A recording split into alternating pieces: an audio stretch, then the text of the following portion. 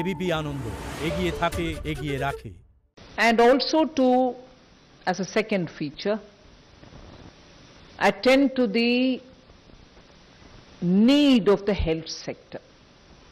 And even there, capacities for better health management had to be brought in the light of what we have gone through in the last year.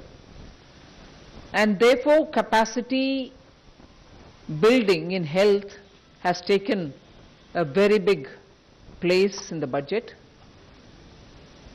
I've just given a probably just a feeler on what capacities we are talking about, whether it is establishing of labs, whether it is establishing of National Institute of Virology, or whether it is looking at the blocks where you need critical care centers, or whether you're looking at testing labs. Let's just remind ourselves that when the lockdown happened, we had probably just a few, two, if I'm right, 2 or 3 testing labs in this country. During the lockdown, that number was increased to a couple of hundred.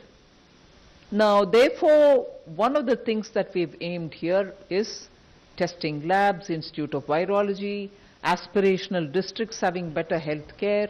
So, infrastructure spend for health has gone down to the level of planning for the block level requirements, aspirational district level requirements, state level requirements, and national institute level requirements. So 2 features when I said are, one, in general spending on infrastructure, for which there is a 37% increase in the budget.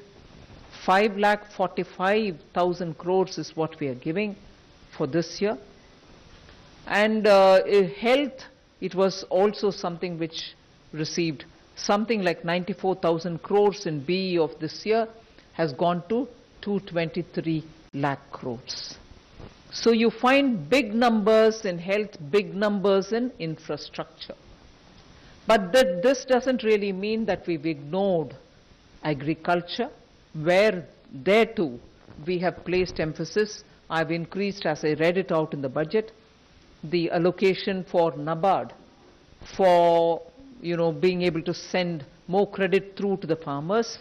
Agricultural infrastructure development cess is something which we are bringing in without on any one single item wherein we are putting the cess, the end consumer paying more than what he is paying today. It is just a restructuring we've done, for instance, of the basic customs duty, where it was, let us say, 12%, we brought it down to 7% and added possibly only 3% on the infrastructure development cess.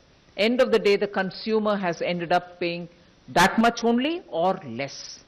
In no category has he ended up paying more after the agricultural infrastructure development cess. That we have done only because we wanted to be sure that in order to improve agricultural infrastructure, we have a dedicated amount coming out of the budget, rather than that going into the consolidated fund. It might still go, but we know what has got to be used for agricultural infrastructure. So if these are the kinds of things broadly we've done, equally important is the reform that we're bringing in the financial sectors.